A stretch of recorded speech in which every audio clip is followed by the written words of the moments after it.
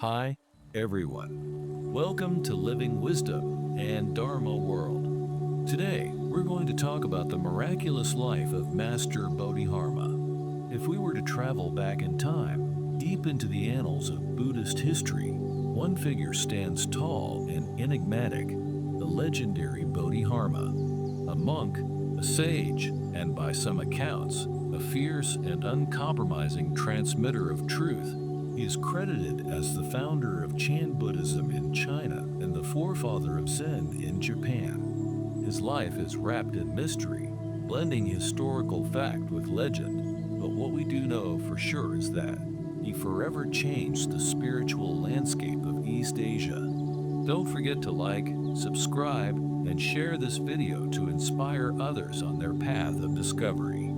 Share your thoughts in the comments below. Your reflections may spark meaningful conversations and mutual growth.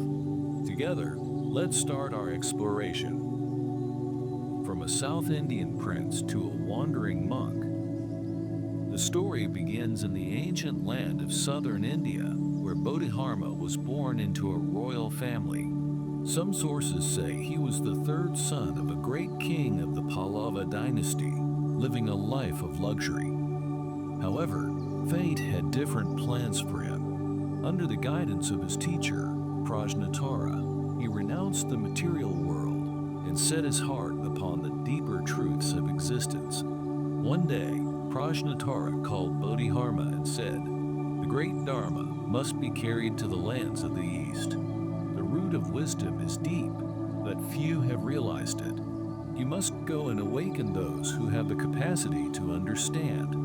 With unwavering faith in his master's instructions, Bodhidharma set out on what would become one of the most legendary spiritual journeys in Buddhist history. The arduous journey to China and the famous meeting with Emperor Wu. Sailing across the sea, he arrived in the Lang dynasty of China around the early 6th century.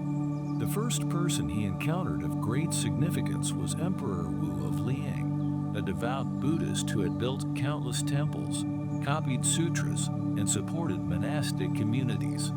Expecting praise for his piety, the emperor asked Bodhidharma, "I have built temples, sponsored monks, and spread the Dharma. What merit have I earned?" Bodhidharma's reply shocked him. "None whatsoever," he said. The emperor, taken aback, asked, "Then what is the highest meaning of the holy truth?" "Vast emptiness," Bodhidharma answered. "Nothing holy." The emperor, unable to grasp his words, asked, "Who then stands before me?" "I don't know," Bodhidharma said, and with that, he left. This encounter revealed the core of Bodhidharma's teaching. True enlightenment is beyond conceptual merit, beyond rituals, beyond even the notion of holiness itself. The emperor, bound by formal Buddhism, failed to understand the radical immediacy of Bodhidharma's approach. Crossing the Yangtze River on a reed. After arriving in China from India, Bodhidharma was refused an audience with Emperor Wu of Liang, who was a patron of Buddhism, but misunderstood its essence. Bodhidharma left the palace and came to the Yangtze River. People had prejudice over a foreigner who walked with bare feet and ate with bare hands. Even a boatman refused to give him a ride.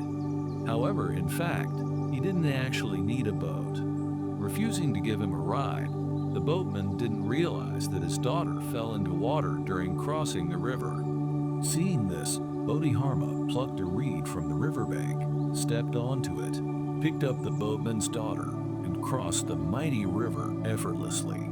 This symbolizes his transcendent wisdom and mastery over worldly limitations. 9 years of wall-gazing at Shaolin. Rejected by the emperor, Bodhidharma made his way to the famed Shaolin monastery. However, the monks there were reluctant to accept him, seeing him as an outsider with radical views. So, what did he do? He sat in a cave near the monastery and meditated. And he did this for 9 whole years, facing the wall in utter stillness. Legend has it that his meditation was so intense that his shadow was imprinted onto the cave wall. Another famous tale tells of how, after falling asleep during meditation, he cut off his eyelids in frustration to prevent it from happening again. It is said that from where his eyelids fell, the first tea plants sprouted, explaining why tea is now an essential part of Zen practice. During this time, seekers and monks came to test his wisdom. One day, a monk named Huike stood outside in the snow, seeking Bodhidharma's guidance. He waited all night, but Bodhidharma remained unmoved. To prove his sincerity, Huike cut off his own arm and presented it to Bodhidharma. Seeing this, Bodhidharma finally turned and said, "What do you seek?" Huike replied, "My mind is troubled. Please pacify it." Bodhidharma responded, "Bring me your mind, and I will pacify it." After a moment of searching within, Huike said, "I cannot find my mind." "There," Bodhidharma said, "I have pacified it for you." With this, Huike attained a profound realization and became Bodhidharma's foremost disciple. The essence of his teachings, a direct transmission beyond words. Bodhidharma was not interested in scriptures, rituals, or philosophical debates. His teachings were simple yet profound, a special transmission outside the scriptures, not relying on words or letters, directly pointing to the mind, seeing one's true nature, and attaining Buddhahood. He emphasized direct experience over intellectual understanding. To truly grasp the Dharma, one had to awaken directly to their own nature, not by reading texts or engaging in conceptual analysis. He taught that the mind itself is Buddha, and enlightenment is simply realizing this fundamental truth. When a monk once asked him, "What is the essence of Buddhist teaching?" he replied, "Vast emptiness, nothing sacred." His words pointed to the absolute nature of reality, free from attachment and conceptual grasping. Training the Shaolin monks, the birth of Zen martial arts. While at Shaolin, Bodhidharma noticed that the monks were weak and often fell ill due to their sedentary meditation practices.